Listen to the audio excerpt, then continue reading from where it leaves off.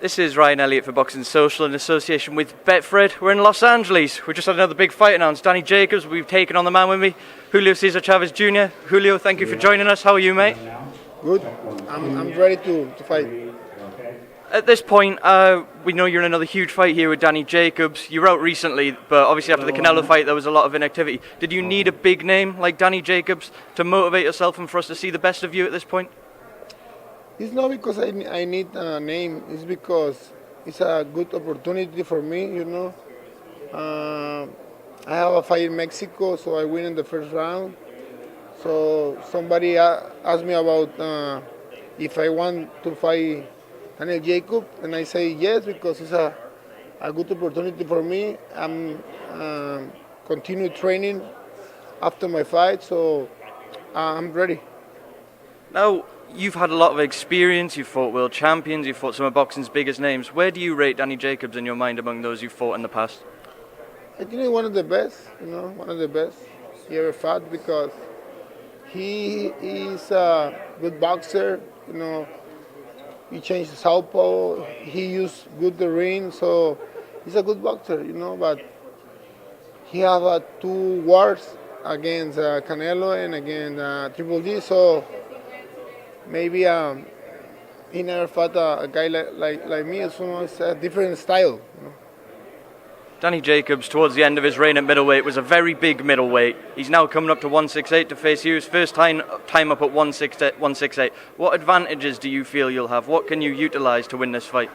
I don't think I don't feel I have advantage in the weight, because I'm 162. I'm with my title in 162. So the fight is very even in that thing. So I think I'm a little bigger than him, but I working in my body punches and my combinations, so throw a lot of punching condition. So I think this is the key, not the weight.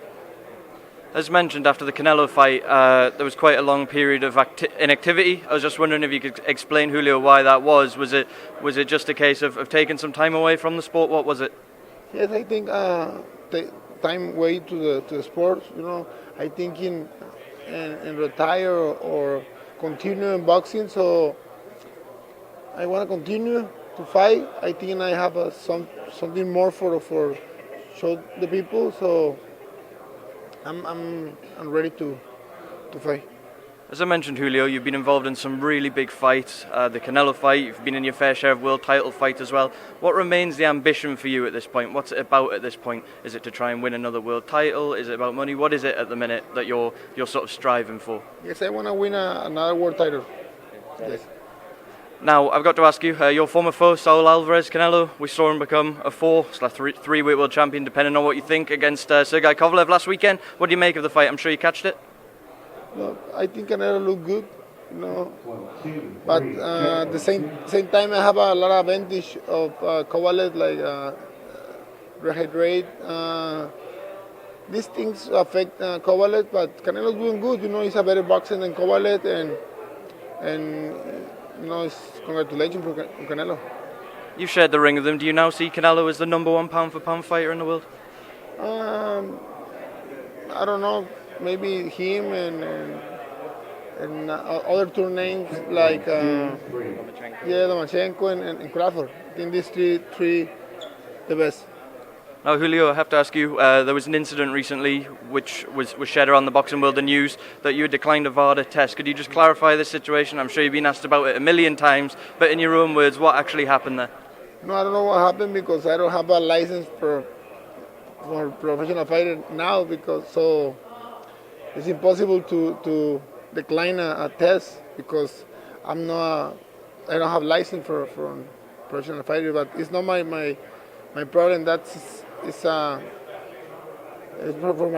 my lawyer. Julio, I'll leave the final word to you. I appreciate your time. What do we see from Julio Cesar Chavez Jr. on fight night, December 20th in Phoenix? The best. I see great action and the best Julio. Julio, thank you very much for your time.